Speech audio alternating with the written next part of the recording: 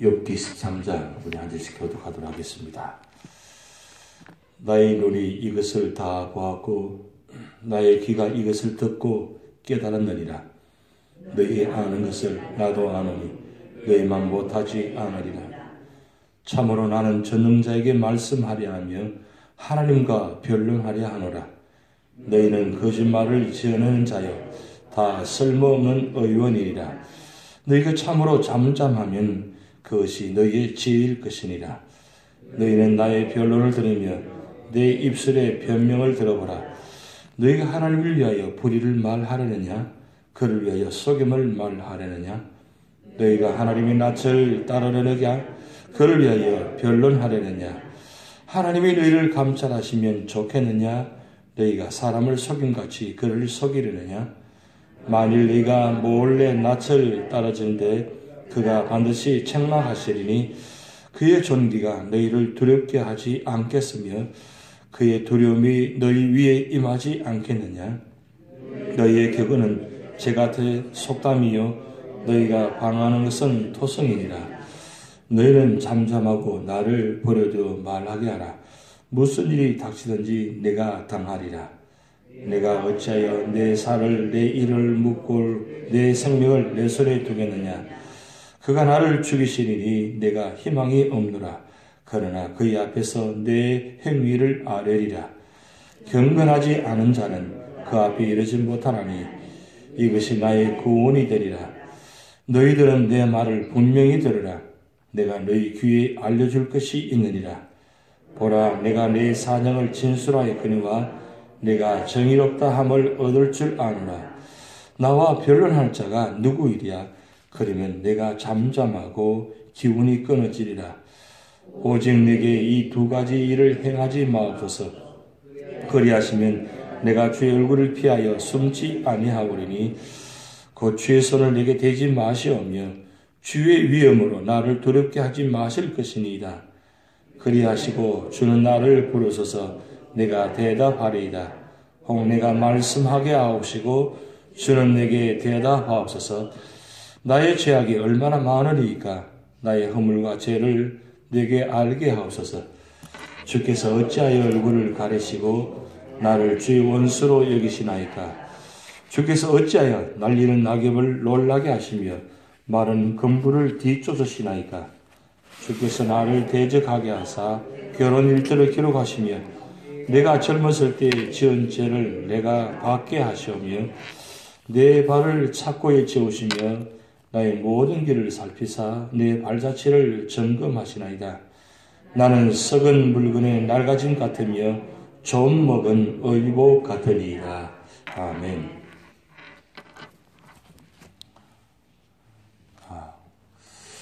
기독교는 해석의 종교입니다. 어떤 상황이든지 우리가 어떻게 해석하느냐에 따라서 그 결과가 전혀 다른 모습이 나타나는 것을 볼 수 있습니다. 그래서 우리 기독교는 우리가 믿음 생활하면서 우리가 어떻게 해석하느냐에 따라서 우리 삶의 방향이, 삶의 질이 달라질 수 있습니다. 그래서 이 해석이 참 중요합니다. 근데 그 해석을 어떻게 해석하느냐? 믿음으로 해석하느냐? 아니면 불신으로 해석하느냐? 거기에 따라서 전혀 다른 모습이 나타날 수 있습니다. 여러분 지금까지 살아오시면서 가정적으로나 교회적으로나 우리 삶의 환경에 어떻게 해석해 오셨습니까? 또 어떻게 해석해 보니까 그 결과가 어떻게 되진 것을 여러분 어떻게 체험하셨습니까? 지금쯤이면 이제 이만큼이면 이제 지금까지 신앙생활을 오셨다면 이제는 어떻게 해석해야 되겠습니까? 믿음으로 해석하셔야 됩니다. 믿음으로 해석하셔야 그게 내게 축복이 되고 내게 은혜가 됩니다. 근데 그것을 믿음으로 해석하지 않고 언제나 불신으로 해석하고 그리고 불평으로 끝나버리면 나뿐만 아니라 내가 속해 있는 교회나 가정이나 모든 환경이 전혀 다른 모습으로 나타날 수 있다는 것입니다. 그러기에 기왕이면 믿음으로 해석하시는 것이 내게 축복이라는 것입니다. 근데 그 믿음으로 해석하는 것이 내게만 축복이 아니라 나와 함께 있는 공동체가, 내가 속해 있는 교회가, 가정이 축복이 될 수 있다는 겁니다. 내 한 사람이 믿음으로 해석하지 않고 불신으로 해석해서 그 말 한마디 때문에, 그리고 그 형편 때문에 모든 사람이 참 힘들어집니다. 근데 여러분 꼭 기억하실 것은, 내가 있는 내 공동체 속에 내 한 사람이 참 중요하다는 것입니다. 내가 아무것도 아는 존재인 것 같고, 또 내가 뭐라고 할 수 있지만, 나 한 사람의 말 한마디가, 나 한 사람의 행동이, 나 한 사람의 모습이 그 속에 있는 공동체를 영향을 주시다는 겁니다. 여러분, 한마디 말이 얼마나 많은 사람에게 영향을 주시다는 것을 우리는 보고 체험했잖아요. 그래서 어떤 삶의 차례든지 여러분 믿음으로 해석을 부탁드립니다. 이제 이만큼 되면 좀 내 마음에 들지 않고, 내가 생각하기에는 무엇인가 잘못된 것 같고, 왜 교회가 이렇게 할 수밖에 없느냐고, 이 정도밖에 되지 않느냐고, 이렇게밖에 못하냐고 말을 할 수 있지만, 가만히 들여다보면 그렇게 된 이유가 여러 가지 모습이 있다는 겁니다. 근데 그것을 부정적으로 생각하고, 그리고 해석을 불신으로 해석하면 그것 때문에 사실은 더 큰 영향을 끼치고, 그리고 크게 잘못될 수 있다는 것입니다. 그래서 올 한 해 동안 여러분 삶의 자리마다 어떤 모습이 되든 간에, 어떤 환경이 다가오든 간에 믿음으로 해석하고, 믿음으로 말씀하시고, 믿음으로 행동하신다면 그것이 그 해석하는 그 당사자도 축복받지만 다른 사람도 축복받을 수 있다는 사실입니다. 오늘 욥기 13장이 바로 그 모습입니다. 우리가 12장까지 욥의 모습도 보았고, 그리고 엘리바서, 빌닷, 소발, 이 네 가지 모습을 우리는 보았습니다. 네 사람의 모습을 보았습니다. 여러분, 이 정도 되면 어떻게, 어느 사람 쪽의 모습을 해석하는 것이 옳다고 생각되십니까? 누가 해석하는 것이 옳다고 생각하십니까? 엘리바서, 빌닷, 소발, 욥의 세 친구입니다. 욥의 세 친구가 해석하는 모습이 과연 옳은 모습인지, 아니면 욥의 해석이 옳은 모습인지, 어느 모습이 옳은 모습이라고 생각되십니까? 우리는 결과를 알고 있습니다. 결과를 알고 있는데 지금쯤이면 어느 정도 해석하는 것이 옳으냐 이거죠. 지금 오늘 욥이 1차 엘리바서, 빌닷, 소발의 해석을, 결론을 내립니다. 아직 2차가 있고 3차가 있습니다. 넘어가야 될 산이 참 많습니다. 그런데 한 가지 여러분 놓치서는 안 되는 건, 욥기는 일반적으로 고난의 말씀이라고 해석합니다. 왜 의인이 고난을 당하는가? 그것을 말씀하고자 하는 말씀이 욥기 주제가 아닙니다.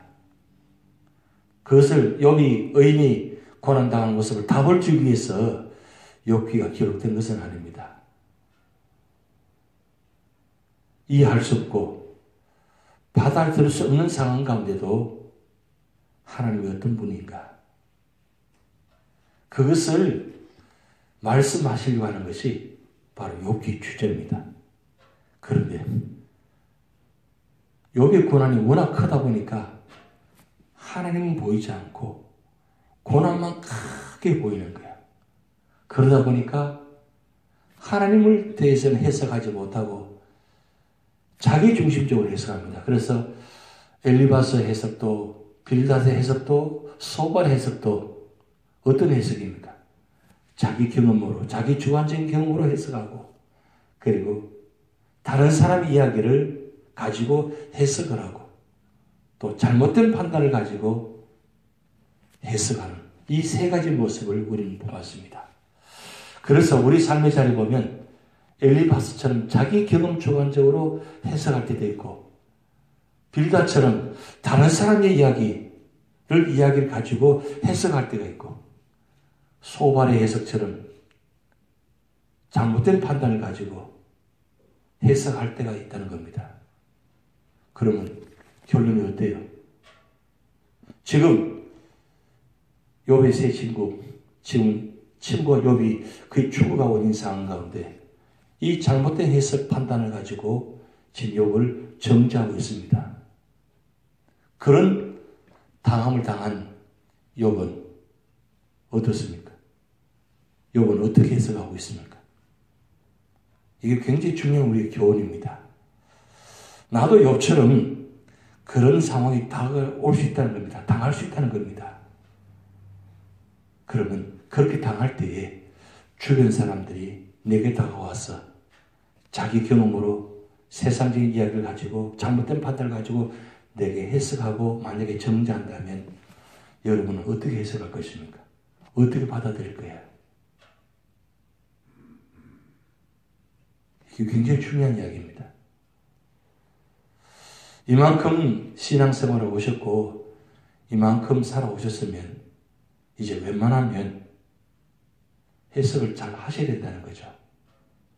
그래야 주변 사람들에게, 그리고 후배들에게, 그리고 신학에 약한 사람들에게 그 해석을 잘 할 수 있다는 겁니다. 한 교회 안에서 여러분 신앙생활을 오시면서 신앙에 연약한 분들, 그리고 어려움을 당하신 분들 보면서 지금까지 어떻게 해석하셨습니까? 어떻게 말씀하셨습니까?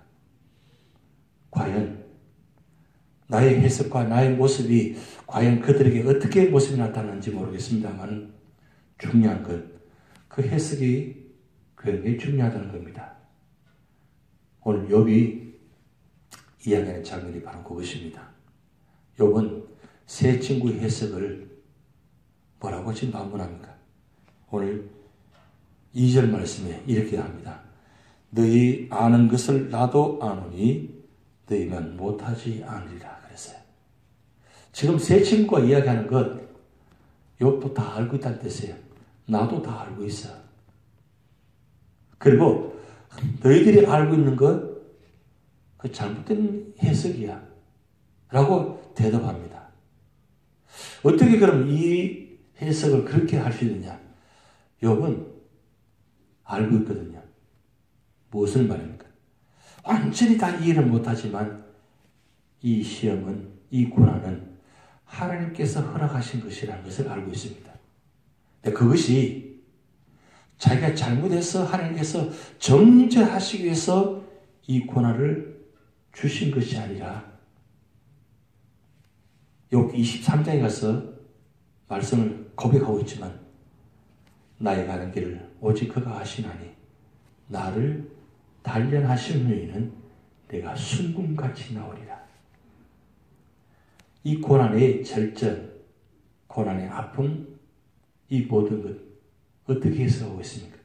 하나님께서 나를 뭐 때문에 그러신지는 정확하게 100% 이해를 다 못하지만 그러나 내가 지금까지 알고 있는 하나님, 내가 믿고 있는 하나님은 나를 죽이기 위해서, 나를 절망에 빠뜨리기 위해서 이 고난을 주신 것이 아니라 이 고난 속에 분명히 뜻이 있다는 거예요.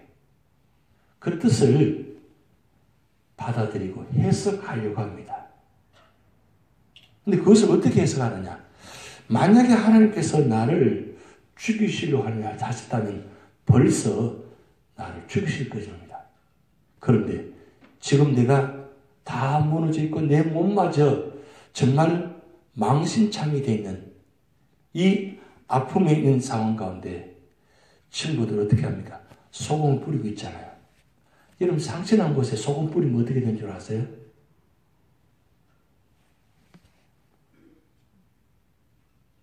한 번도 뿌려보지 못하신 것 같아요.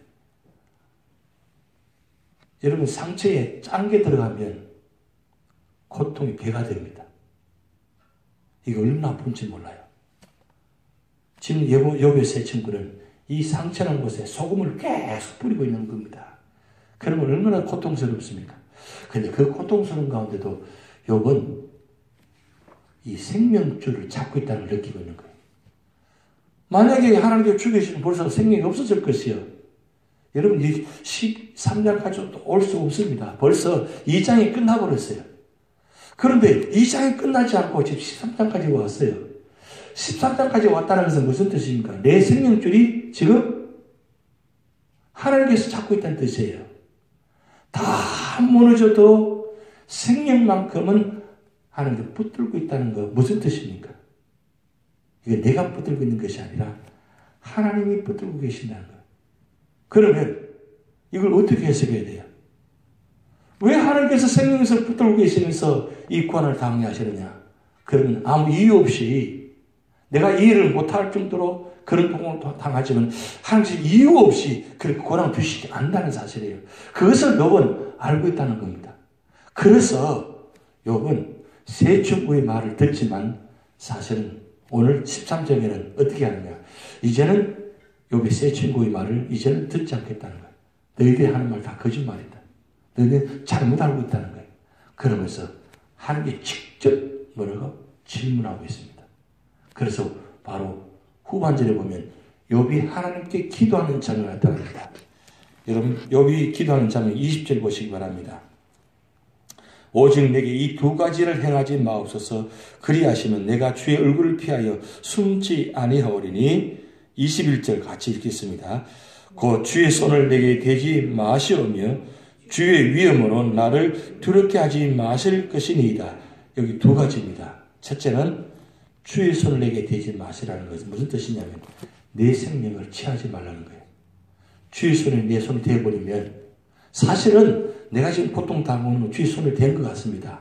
그런데 여러분 자세히 말씀 보시면 주님이 욥의 손을 대신 겁니까? 아닙니다. 손을 댄 건 사탄이 손을 댄 것이지 하나님이 직접 손을 댄 것이 아니에요. 그거를 지금 마지막까지 생명줄 잡고 있습니다. 주님께서 내 손을 대버리시면 내가 죽는다는 거예요. 그리고 두 번째, 두려워하지 말게 하옵소서. 왜 두려운가? 여러분, 사람은 죽으면 두렵잖아요. 제일 큰 두려움은 고난의 두려움이 아니고 죽음이 두려운 것입니다. 그래서 사람들은 죽지 않으려고 발버둥 칩니다. 마지막까지. 죽음을 해놓고 받은 사람이 믿음이 없는 사람은 아무도 없습니다. 우리는 믿음이 있기 때문에 죽음을 아멘하고 받아들이죠. 왜요? 죽음의 이후에 그 부활에 그 천국의 소망을 주셨기 때문에 죽음보다도 더 큰 은혜, 이 천국을 바라보니까 우리는 믿음의 사람은 죽음도 아멘하고 받아들이는 거예요. 그런데 세상 사람들은, 믿지 않는 사람들은 죽지 않으려고 발버둥칩니다. 마지막까지. 그것이 일반적인 사람의 모습입니다.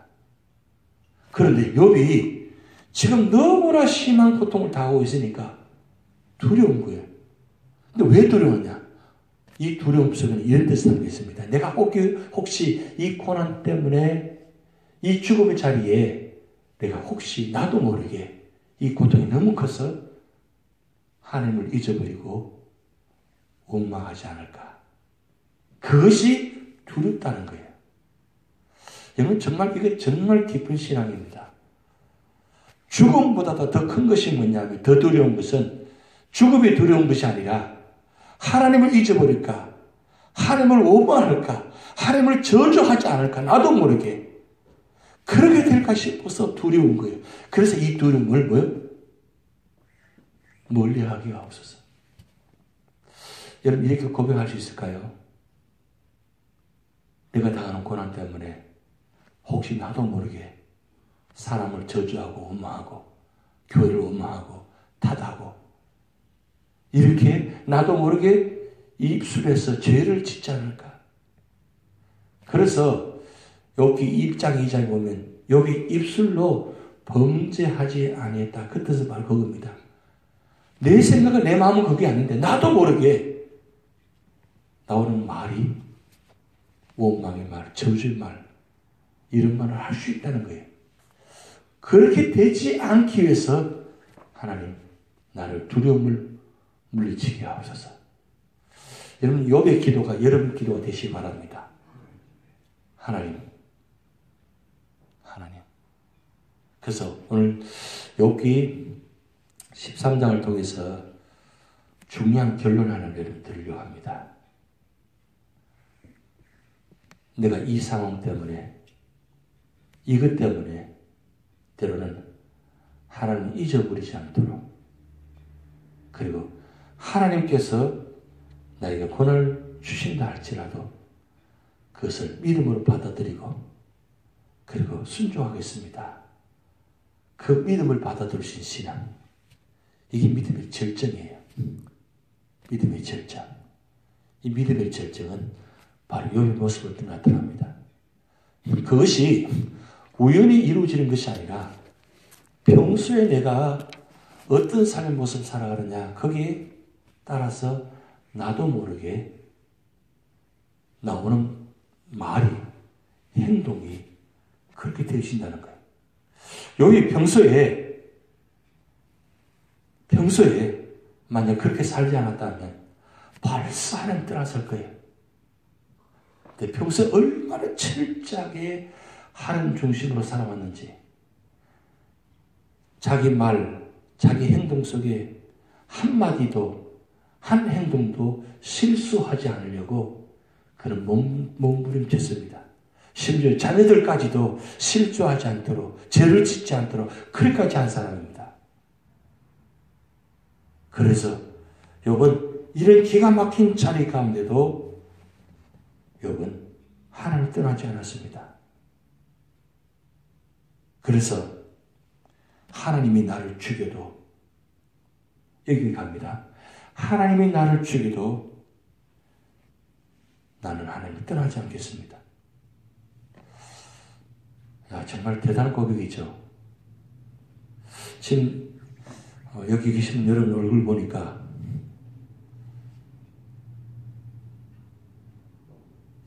이 말을 받아들이지 않는 분이 몇 분 계시는 것 같아요. 하나님이 나를 죽여도 나는 하나님 떠나지 않겠습니다. 이 받아들이기 쉽지 않죠? 여러분 그렇게 할 수 있겠습니까? 하나님은 나를 죽여도 나는 하나님 떠나지 않겠습니다. 이 고백할 수 있겠어요? 여러분 예수님께서 십자가에 죽으실 때 사실은 하나님께서 죽이신 것과 마찬가지입니다. 왜냐하면 생명줄 놓아고 그랬잖아요.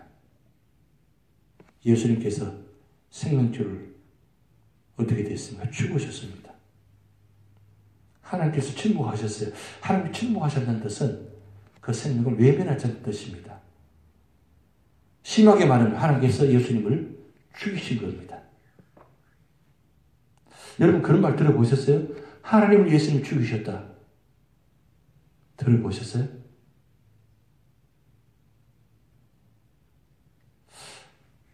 한 번도 안 들어보신 것 같은데 하나님이 예수님 죽이신 겁니다. 왜 예수님을 하나님께서 죽이신 겁니까? 무엇 때문에요? 우리를 위해서, 우리를 구원하시기 위해서. 왜냐하면 예수님이 죽으셔야만 우리가 구원받을 수 있기 때문입니다. 예수님께서 죽지 않으시면 우리는 구원받을 수가 없어요. 근데 예수님이 죽으신 것이 아니라 하나님이 죽으신 거예요. 우리를 살리기 위해서. 그래서 이유 없이 당하는 고난을 대표적으로 이야기하면 바로 욥과 예수님이세요. 그래서 여러분 욥을 보면서 누굴 보셔야 되느냐면 예수님을 보셔야 돼요. 왜 욥기가 구약 성경에 여러분 기억되는 줄 아십니까? 무슨 말씀 하시냐고요? 예수님을 이야기하려고 지금 욥기를 기록해 놓은 겁니다. 이유 없이 당하는 고난, 그 죽을 지금까지 당하는 고난. 그런데 욥은 죽지 않았어요. 물론 나중에 죽었지만 예수님이 이 고난 가운데 죽으셨지만 욥은 이 고난 가운데 죽지 않았었어요. 생명줄을 하나님 붙들고 계셨어요. 그런데 이 기가 막힌 고통 가운데도 나는 하나님을 떠나지 않겠습니다. 이게 욥의 고백이에요. 13장의 믿음의 절정이 바로 이 모습입니다. 이 두 가지 기도하는 제목이 바로 그거예요. 나는 하나님 떠나지고 싶지 않습니다. 이 고난 가운데 하나님 떠나지 않겠습니다. 그래 결단하는 기도예요. 그렇다면 오늘 우리 어떻게 하셔야 됩니까? 욥처럼 어떤 삶의 자리에 있다 할지라도 하나님 믿음으로 받아들이고 순종하겠습니다. 심지어는 심하게 하면 하나님 나를 죽이신다 할지라도 나는 하나님 떠나지 않겠습니다. 하나님 그 상황 그대로 받아들이겠습니다. 여러분, 만약에 하나님께서 욥의 생명까지도 사탄에게 허락했다면 결과가 어떻게 됐을까요? 그냥 그렇게 끝나버렸을 것 같아요? 아닐 것입니다. 욥이 설령 하나님께서 생명줄을 허락하셨다 할지라도 분명히 그 이후에 놀라운 구원의 반전이 나타날 겁니다. 여러분 삶의 자리에 고난이 있을 수 있고 이유 없이 당할 수 있고 그런 모습들이 다가오실 수 있습니다. 그럴 때 있더라도 내 입술로 내 행동으로 죄를 짓지 마시고 그저 하나님 뜻을 묵묵히 받아들이시고 그래 내 잘못이야 내가 당하지 뭐 라고 하면 그 상황에 넘어갈 수 있습니다. 그러면 그 이후에 주어질 축복이 우리가 상상도 못하는 그런 축복이 있다는 사실입니다. 그 축복이 여러분의 자리에 나타날 줄 믿습니다. 우리 다 같이 기도를 하시겠습니다. 하늘에 계신 우리 아버지여 이름이 거룩히 여김을 받으시오며 나라의 임하옵시며 뜻이 하늘에서 이룬 것 같이 땅에서도 이루어지이다. 오늘날 우리에게 일용할 양식을 주옵시고 우리가 우리에게 죄전자를 사하여 준 것 같이 우리 죄를 사하여 주옵시고 우리를 시험에 들게 하지 마옵시고 다만 악에서 구하옵소서. 대개 나라와 권세와 영광이 아버지께 영원히 있사옵나이다.